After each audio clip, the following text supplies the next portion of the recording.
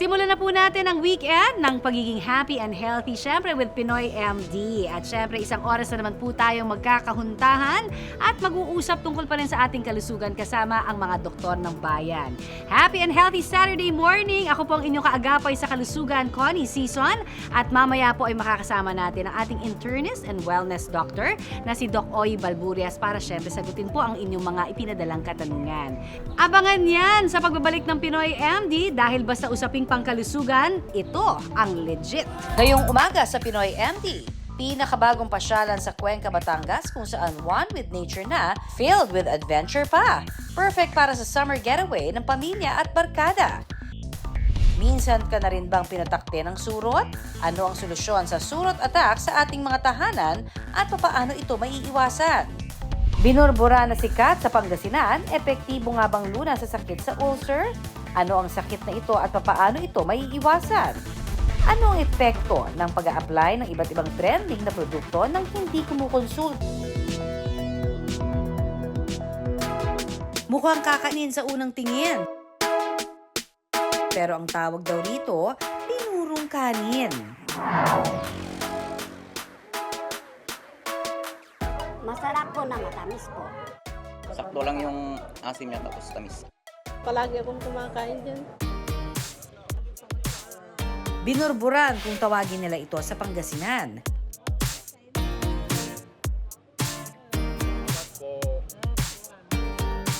Pero hindi lang daw ito basta panglaman ng tiyan dahil ginagamit din daw ito ng ilan bilang panglunas sa ulcer. Gamot pa ito sa ulcer. Pag hindi ka pa kumain, gamot ito. Panggamot, pag umaasim yung sikmura mo. Yun yung lagi naming kinakain kapag umaga. Anong say rito ng ating mga eksperto? Abangan mamaya! Matinding sakit ng tiyan ang minsay iniinda ni Patrick. Nung nagkaroon ako ng ulcer, sobrang sakit po. Parang rate 9 to 10. Yung pain talagang grabe. Sa tindi ng sakit ng tiyan, agad daw siyang sumugod sa ospital. Dito, napag-alamang mayroon siyang ulcer. Ayon sa gastroenterologist na si Dr. Paulo De Mapelis, ang gastric ulcer ay sugat sa ating sikmura. Pinaka-common sa ating bansa ay yung Helicobacter pylori o isang bakteryang nakukuha sa pagkain tubig at tumitira sa ating tiyan. Ang iba pang maaring cause ito ay of course stress, mga gamot na pampalabnaw ng dugot, maaari din naman ang mga critical na sakit. Then niresetahan ako ng gamot at nung pagka-uwi ko nga sa bahay, sabi ng mga matatanda at yung mama ko, kumain daw ako ng binurburan para daw matanggal. Paniniwala raw ng matatanda sa kanilang lugar, nakakagaling ng ulcer ang binurburan. Nung sinubukan ko po siya 1 week, unti-unti ngang nawawala yung aking ulcer. Talagang tinanggal niya po talaga yung hapde sa aking sitmura. As in nawala po talaga, malaking tulong yun para sa akin. Ang binurburan ay ang burong kanin o fermented rice na hinahaluan ng hapog o burbura. Yung binurburan po, yun po yung kanin na medyo matapang na parang may konting alak talaga siya na malalasahan. Pero kapag kinain mo talaga, sobrang sarap. Ayon kay Doc, posibleng may epekto raw ang burburan sa sinumang may ulcer. Ang burbura o yung apog ay isang uri ng fermented food. Sa mga pag-aaral, ito po ay maaaring magpahina sa tinatawag naming Helicobacter pylori o ang isa sa pinaka-common na cause ng ulcer sa ating bansa. Ang burbura o apog na inilagay sa kanin daw kasi ay nagtataglay ng probiotics. Ito ang live microorganisms na itinuturing na good bacteria para mabalanse ang kemikal sa ating tiyan. Gamit ang mga probiotics, gamit ang burbura, maaaring humina ang mga bakterya na ito. Ayon sa mga eksperto, dahil sa fermentation process nito, nabe-breakdown nito yung complex carbohydrates. Kaya, mas madali ring ma-absorb ng katawan natin ang nutrients mula rito. Kaya naman para ibahagi ang nakagisnan sa Pangasinan, ituturo sa atin ni Patrick kung paano gawin ang binurburan. Ito na yung ating pinalamig na kanin at yung burburan naman na dinurog natin. Ihahalo lang sa kanin ang ginayat na pinong burbura. Yung paghalo natin ay kailangan dapat kumapit yung burburan sa ating kanin para maging balanse yung lasa kapag naluto na to.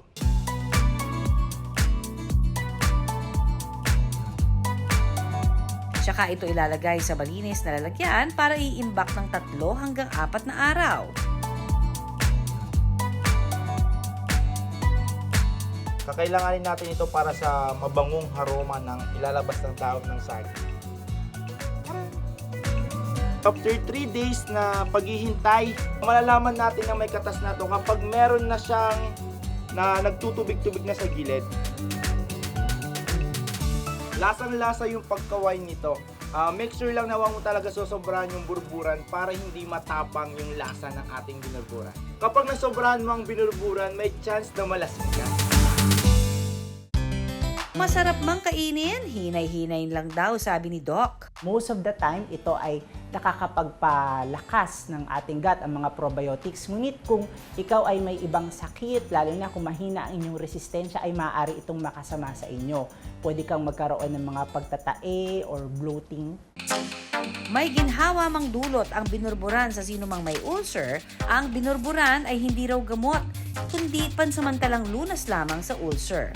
Ang pagkain ng binurburan ay hindi naman masama at ito ay minsan nakakapagpagaan ng ating mga nararamdaman sa sikmura. Ngunit hindi ito napipigilan ang mga komplikasyon ng ulcer. Kaya mabuti pa rin ay magpakonsulta sa ating doktor.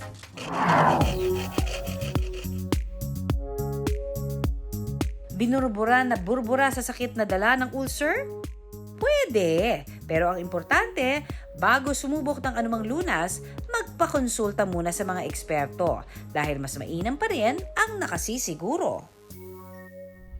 Samantala, narito muna ang ating internist and certified health and wellness doctor na si Doc Oy para sagutin na po ang ilang mga usaping pangkalusugan na ipinadala ninyo sa aming FB page. Good morning, Doc Oy! Good morning, Connie, at good morning po sa ating mga kapuso. Eto na po ang unang tanong. Konektado raw ba, Doc, ang pagkakaroon ng pigsa sa kanyang kaliwang kilikili sa pananakit ng gitnang parte ng kanyang dibdib?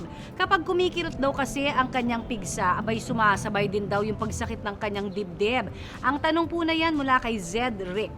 Cedric, medyo mahirap masabi ng kabuuan kung talagang konektado yung dalawa. Pwede din kasi na hindi, na may ibang dahilan kung bakit sumasakit ang dibdib mo, no? So lalo na't hindi natin alam kung ano talaga yung profile mo or risk mo, no? Para magkaroon kung sakaling ito bang pananakit ng dibdib mo ay konektado ba yan sa puso, no? Pero kung ang pigsa ay namamaga, no?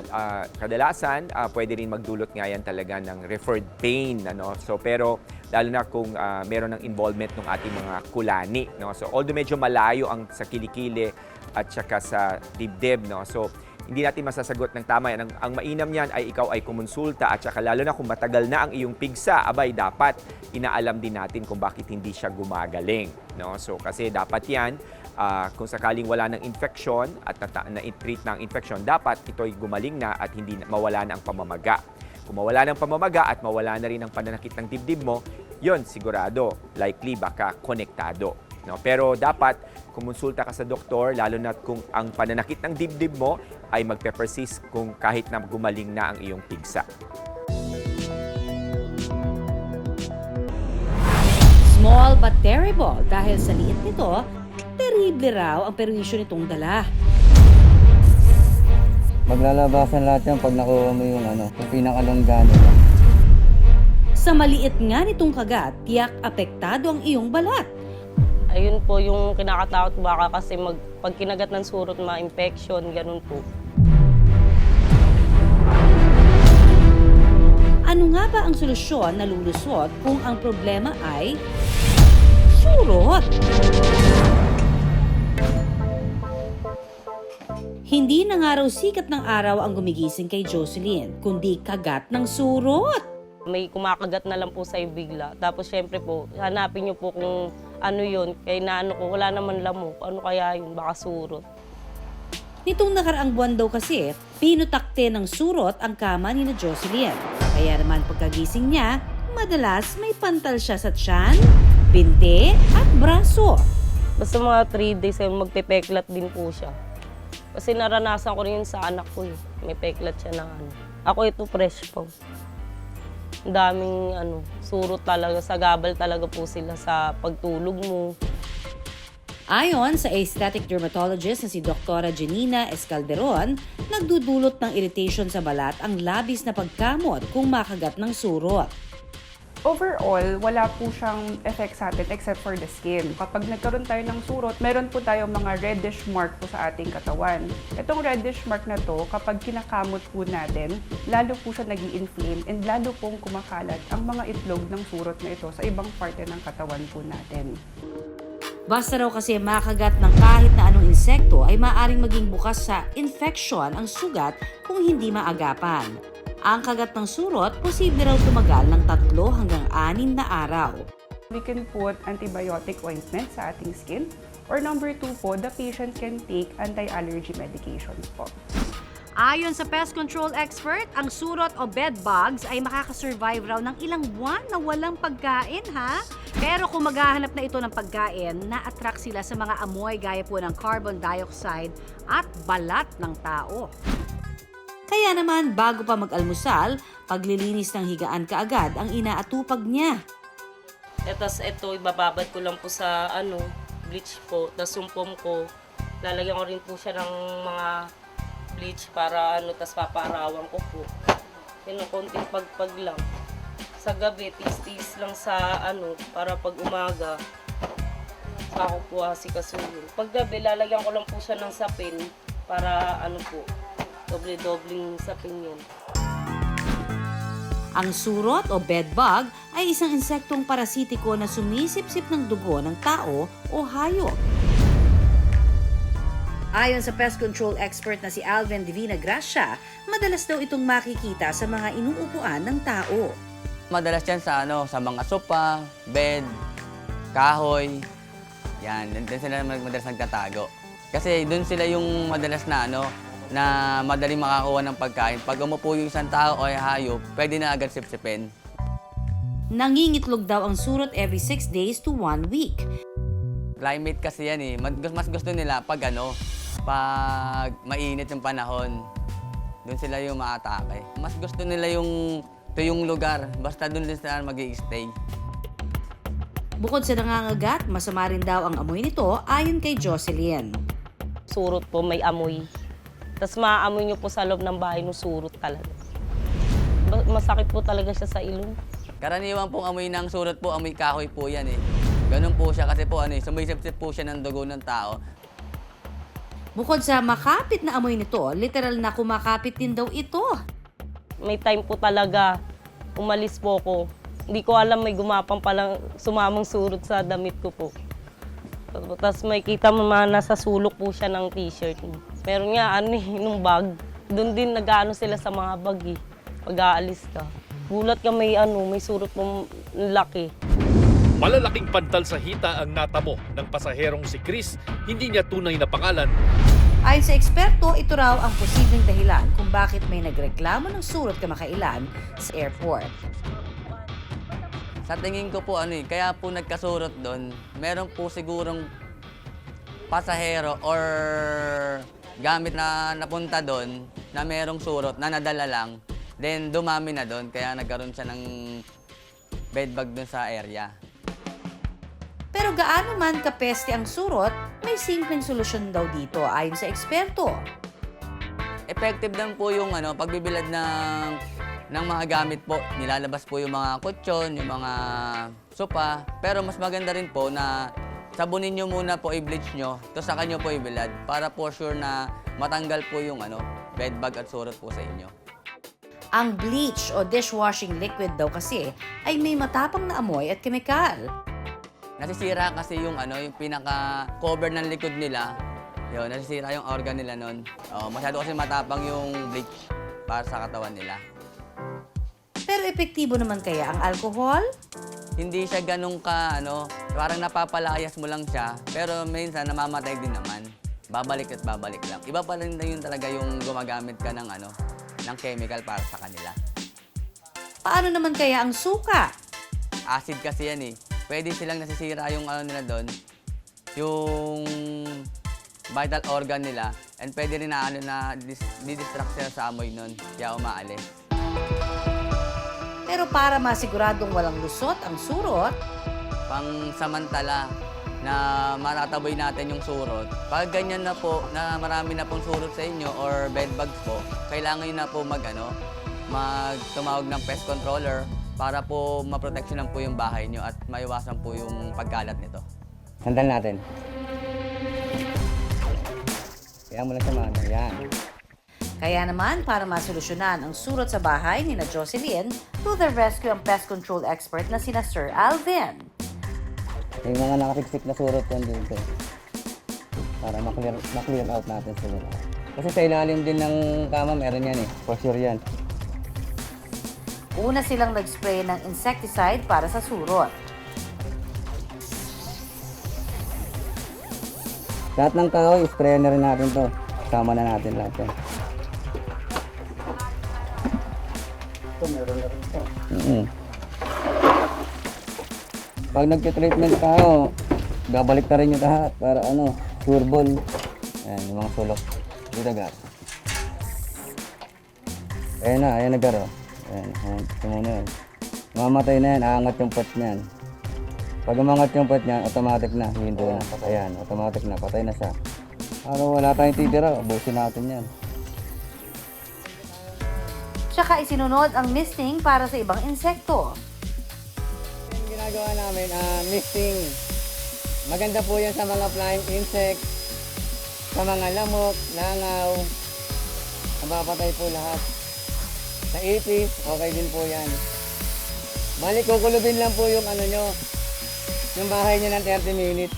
Yung gamot, effective agad sa kanila, naglalabasan yung mga surot. Mas nakakatulog na po kami ng maayos. Tapos nakapaglaro na ng anak ko dun sa higaan namin. Maraming salamat po Pinoy MD sa tulong niyo. At para naman protektado ang ating balat sa mga kagat ng surot at iba pang insekto, prevention is key, ayon sa ating eksperto. Regularly po tayo nagpapalit po ng linen, regularly po tayo nagpapalit ng mga punda or sapin po sa ating kama. Huwag po tayo mag-store ng mga matatagal na gamit, yung mga clutter po na hindi natin na-change for a long time. Kasi yun po yung may tendency na bahayan po ng mga surot. Paalala mga kapuso, panatilihing malinis ang ating mga bahay. Para hindi lang hayahay, kundi para wala rin lusot at mga surot. Back to Doc Oyi muna tayo ha. May question ulit from our viewer, Doc. Lagi raw sumasakit naman ang tiyan niya kapag nagkakainom po daw siya ng kape at napaparami ang kain. Pero nahihirapan naman daw siyang dumumi. Constipation daw ba yun, Doc? Ang tanong na yan mula naman kay Kath De Jesus. Kung maraming dahilan bakit sasakit ang ating sikmura, pero kung ito talaga ay natitrigger ng specific na pagkain, lalo na yung mga pagkain sinasabi mo, ang kape or even yung madami masyadong pagkain, ito ay magdudulot ng maldigestion or tinatawag nating impatyo. Or minsan naman kung talagang very acidic yung ating kinakain at meron na pre-existing na pamamaga or gasgas sa ating sikmura, pwedeng yun din ang dahilan kung bakit nga pabalik-balik ang pananakit ng iyong sikmura. Yung constipation naman, iba naman yun. So yun naman ay problema dahil hindi masyadong gumagalaw ang ating malaking bituka. Lalo na't kung hindi ka araw-araw dumudumi, lalo na't kung sa isang linggo ay 2 o isang beses ka lamang dumumi. Hindi yan maganda. Yan ang tinatawag nating functional constipation. So, maaaring konektado din yan sa iyong kinakain, lalo na kung kulang ka sa fiber, ikaw ay dehydrated, or maraming mga nutrients na pagka mababa ito dahil walang kalidad ang iyong nutrisyon, makakakontribute din yan kung bakit ka magkakaroon ng functional constipation. Yang 3 sintomas na yan, alam mo, hindi yan dapat pinababayaan. Dapat yan ay ma-assess ng doktor, lalo na kung ito ay magtutuloy-tuloy. So, hindi rin kasi maganda na ginagamot natin yan symptomatically. So, ang papapayo ko sa iyo, kumonsulta ka sa doktor kung lahat na itong 3 sintomas na to ay magpe-persist para ma-rule out kung meron nga bang karamdaman na nagdudulot din ito. At the same time, address natin ang root causes ng mga ito. Marketing specialist sa isang international company si May. Kaya naman importante sa kanya na presentable at komportableng humarap sa mga tao. As someone who works sa marketing field, I really have to face a lot of people. I have to talk to a lot of people. Pero noong nakaraang taon, hindi lang siya nawala ng kumpiyansang humarap sa mga tao, kundi pati na rin sa salamin. Nag-start siya sa pakonti-konting acne na nasa noo ko na hindi ko naman akalain na lalalap. Sa sobrang laki at dami raw kasi ng mga tigyawat niya, hindi niya makuhang tingnan ang sarili. Hindi na ako jolly, hindi na ako palabate at hindi na ako lumalabas ng bahay. Dahil pandemya, kumonsulta online sa isang dermatologist si May, pero hindi niya na ituloy ang gamutan.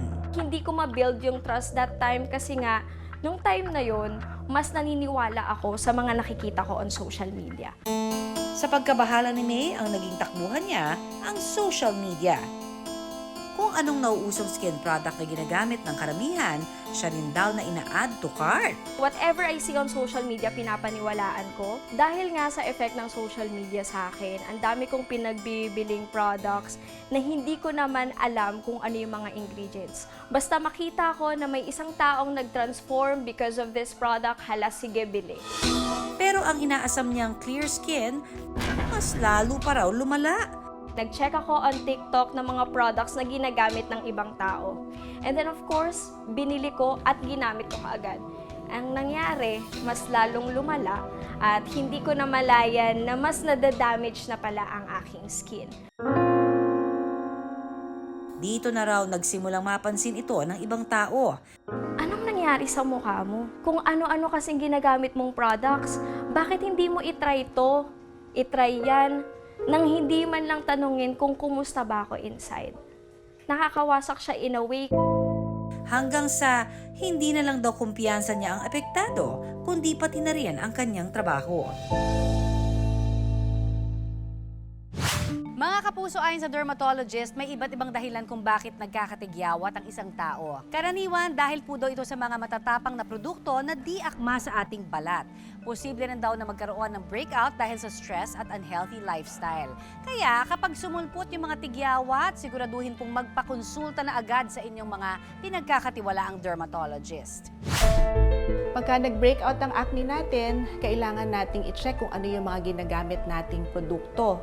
Baka ito naman ay nagbibigay ng breakout natin. So may mga produkto na matapang, may mga produkto naman na masyadong nakaka-irritate ng skin. Check kung nasistress ba tayo sa panahon na to. Baka ito rin ay isang cause ng ating breakout. Common din sa mga babae na nagkakaroon ng acne flare 1 or 2 weeks bago tayo mag-menstrual cycle. Noong August ng nakaraang taon, nagdesisyon na si May na bumalik sa isang dermatologist para sa face-to-face consultation. Nung pumunta na kasi talaga ako sa hospital and meet my dermatologist there ng face-to-face, sinurrender ko na lahat eh. Sa payo ng dermatologist, sumailalim si May sa oral medication at niresitahang uminom ng isotretinoin. Ang isotretinoin po ay isang oral medicine. So ito ay iniinom 4, 5 hanggang 6 na buwan. Iniinom po ito araw-araw at ang purpose po nito ay para makontrol yung acne. So sa dalawang paraan. Una, pinapadry niya yung skin. So dinidecrease po niya yung oil production. At pangalawa, binabawasan din niya yung pagkapal ng balat. Kasi pag kumapal po yung balat, or we call it hyperkeratosis, hindi po nakakalabas yung oil freely na galing sa ilalim ng balat at natatrap yung oil sa ilalim. Ang problema, nakaranas si May ng side effects gaya ng madalas na pagkahilo, madalas na pag-ihi at pagdadry ng mga labi. At ang pinakamatindi, After 2 weeks of taking it, nag-purge ako ng malala. Yung dati kong pimples na cystic, mas dumami, mas galit yung pimples, mas pulang-pula yung face ko. And I was so worried na parang bakit ganito? Nagtitake ako ng medicine pero bakit sobrang dami ko lalong pimples? And then nag-search ako and also talk to my derma na acne purging pala yun. pero tiis-tiis lang daw at makalipas ang 6 na buwan, ang mga tigyawat ni May unti-unti nang magbabaybay.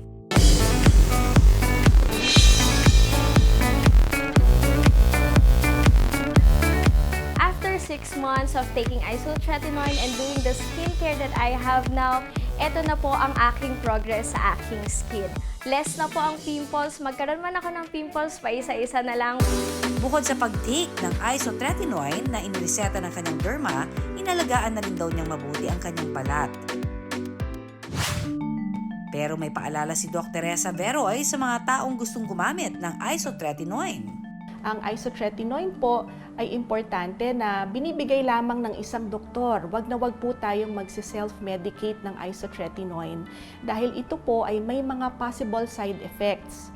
Unang-una, ito po ay isang gamot na nakakapagbigay ng hepatotoxicity. So, ibig sabihin, hindi po siya safe sa liver at maaari din po magkaroon ng side effect sa fetus pagka ito po ay ininom ng isang babae at nabuntis. So marami pong factors na kailangan i-consider bago tayo mag-isotretinoin. Ang isang gamot po tulad ng isotretinoin ay binibigay lamang kung meron kayong consent form at kailangan po ang programa or program na binibigay ng dermatologist ay susundin po natin.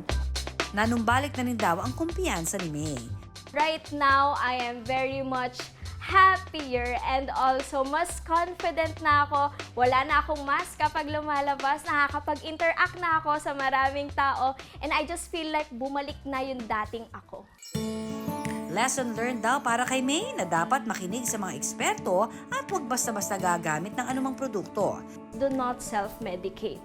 Ang lagi kong sinasabi, hindi ba kapag meron tayong sakit na nararamdaman, always consult a board-certified dermatologist. Para naman sa mga nakakaranas pa rin ng matinding acne, Kung tayo po ay nagsasuffer sa acne, marami na po tayo nasubukan na iba't ibang mga produkto, pero hindi pa rin nawawala yung acne natin at patuloy na dumadami, ang pinakamaganda pong gawin ay magkonsulta na po kayo sa isang board-certified dermatologist. Dahil kami po mga dermatologist ay makakatulong sa inyo para malaman kung ano yung cause ng acne ninyo, mabigyan namin kayo ng tamang gabay sa lifestyle changes. Tigyawat man o anumang sakit sa balat, huwag hayaang lumala. Ingat-ingat sa paggamit ng anumang produkto at makinig lamang sa payo ng mga eksperto. Eto pa ha, isa pang tanong, Doc Oyi, mula naman kay Hero Manapos, na-diagnose daw siya ng nephrotic syndrome, kung saan lumalaki ang kanyang tiyan at paa. Ano rin ba ang dapat niyang gawin para mapadali ang kanyang paggaling, Doc?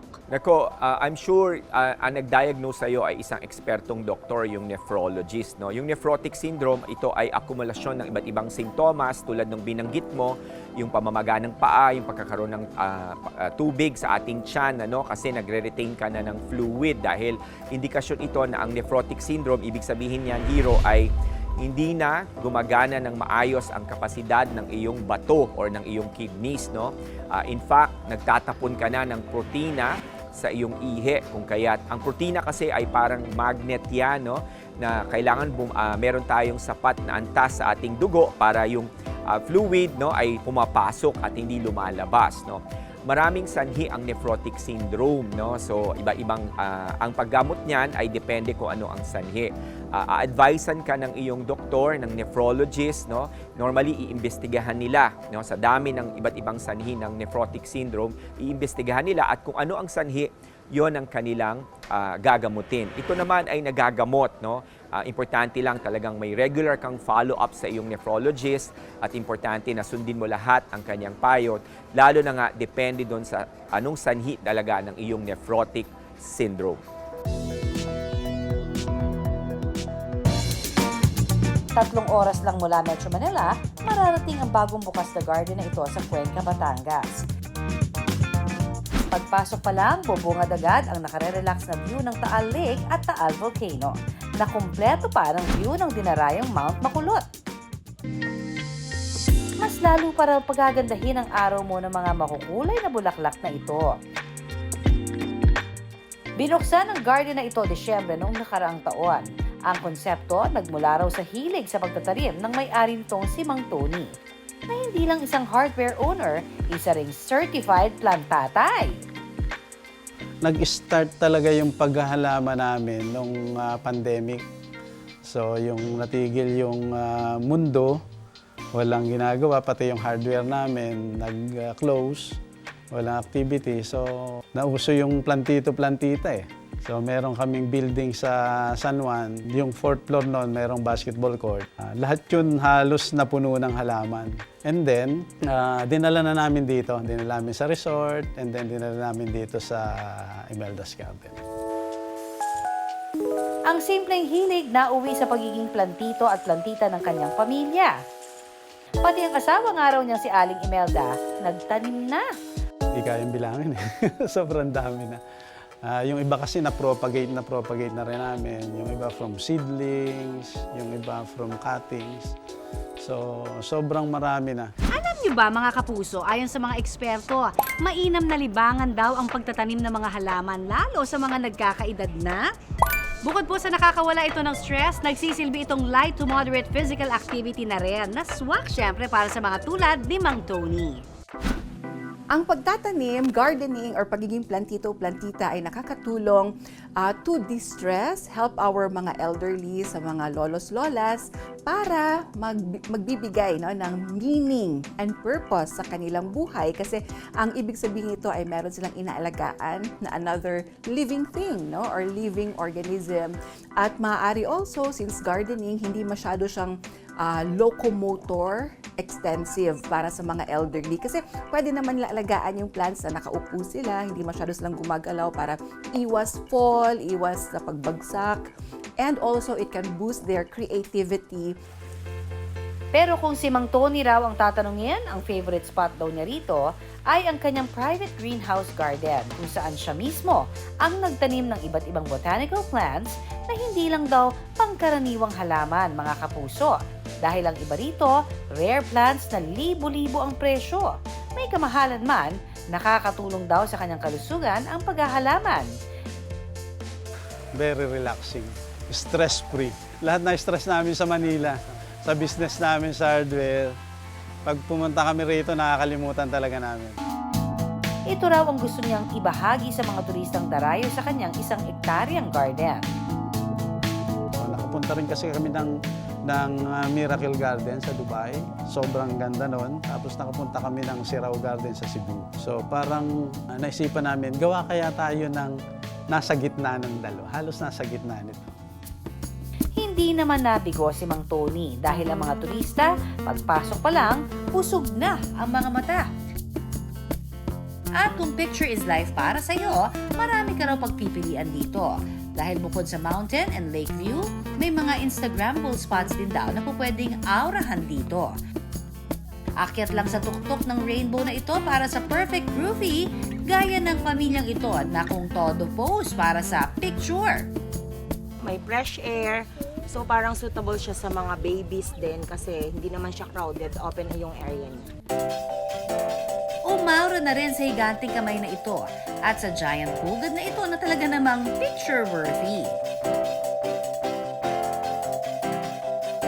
At kung tumatagaktak na ang pawis dahil sa tindi ng init, tara na't magpahangin dito sa swing.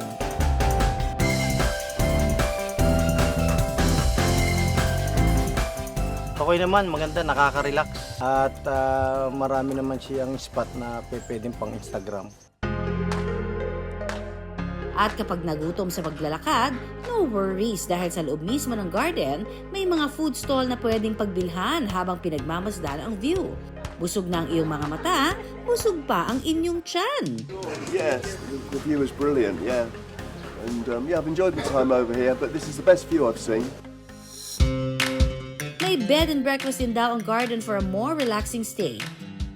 At kung hindi na kaya ang tag-init, ilang hakbang lang mula sa garden. Matutumbok mo naman ang isang nature resort na sakto para sa mga chikiting at heart. Mag-enjoy sa kiddie pool, mag-want to sawa sa giant slides,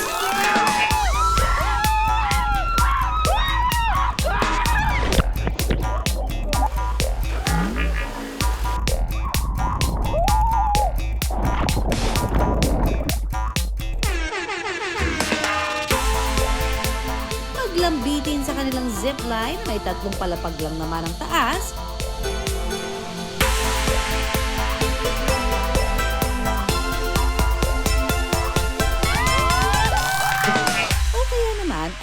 like sa ere?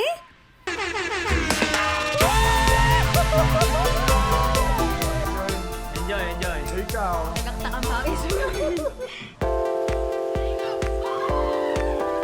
Pero mga kapuso, may paalala si Doc kung mamamasyal ngayong tag-init.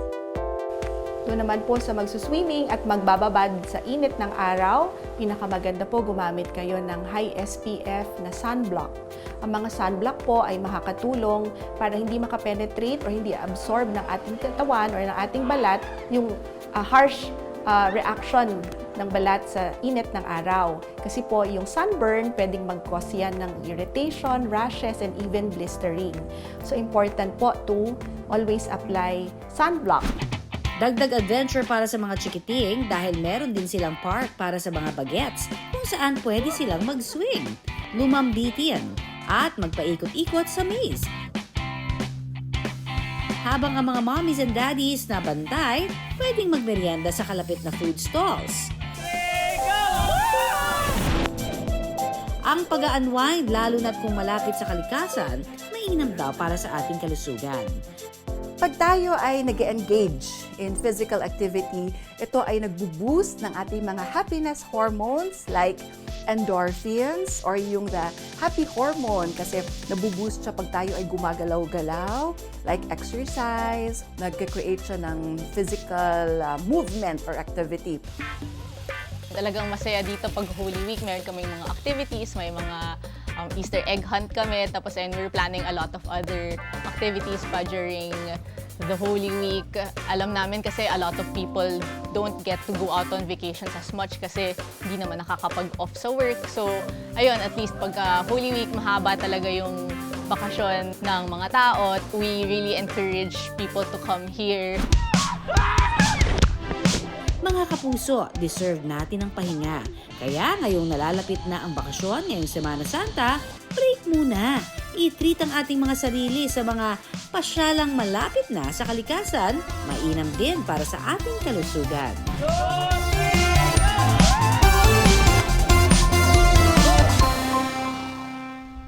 And last but not the least for this week, Doc Oy, mula naman kay MM. Healthy raw ba yung kanyang diet kung kape, tinapay, gatas lang daw ang kinakain niya sa umaga? Lunch lang din daw siya kung magkanin at sa gabi naman ay nilagang itlog o kaya ay ulam lamang. Okay ba daw yun, Doc? Sa mga binanggit mo pa lang na pagkain, halatang halata na talagang hindi balanse ang iyong nutrisyon. Ano? Ayaw natin gamitin ang word na diet kasi ang diet, ibig sabihin nun, meron kang tinatanggal na mahalagang macronutrients. No? Balanced nutrition, yun ang kailangan. Sa mga binanggit mo, wala akong narinig na gulay, no? O mga halamang pagkain. Karamihan itong mga binanggit mo, meron naman sila mga merits, no, na masasabi natin. Pero importante kasi, para maging malusog ang ating nutrisyon, dapat kompleto ito. May macronutrients na fats, good fats, proteins, at carbohydrates. At of course, importante yung sources ng complex carbohydrates kasi nandito rin yung mga matataas na antas na mga vitamina at mineral. No? So, ang pag-inom ng kape sa umaga, no? So para yan, ang ginagawa mo ay hinaharurot mo ang iyong katawan, ngunit hindi mo ito nilalagyan ng gasolina kung may ahad tulad natin ang ating katawan sa kotse. No? So, kasi ang kape, lalo na sa umaga, ma-alter nito kaagad ang balanse ng iyong hormones. Ipapataasin niya kaagad yung tinatawag nating cortisol. Kaya minsan ang pag-inom lamang ng tubig, no, ng tubig, sapat na tubig sa umaga, mas better pa yan kaysa sa kape, no, lalo na't kung hindi mo sasabayan ng almusal ang kape mo. Tulad ng sabi ko, para itong hinaharurot mo ang kotse pero ayaw mong lagyan ng gasolina. Ganun ang nangyayari pagkakapi lamang ang iyong kinakain sa umaga. No? So maganda sa umaga, simulan mo ang iyong almusal sa pagkain ng protina. So tulad nung sinasabi mo, yung itlog, no? Or sardinas. No? So pag mayaman sa protina ang ating kinakain yan, magbibigay yan ng sapat na enerhiya para sa buong araw natin. Samantala, nakaisang oras na naman po tayo mga kapuso. Kaya magpapasalamat na kami muli sa mga tumutok sa inyo at gumising po ng maaga para samahan kami ngayong Saturday morning na ito to be inspired, of course, to be happy and healthy. At hanggang sa susunod na Sabado mga kapuso, magkita-kita po tayong muli 6 to 7 in the morning. Ako po si Connie Sison na nagpapaalalang, iisa lamang hong ating katawan, kaya dapat lamang natin itong pangalagaan. At ako naman po si Doc Oy, ang inyong wellness doctor.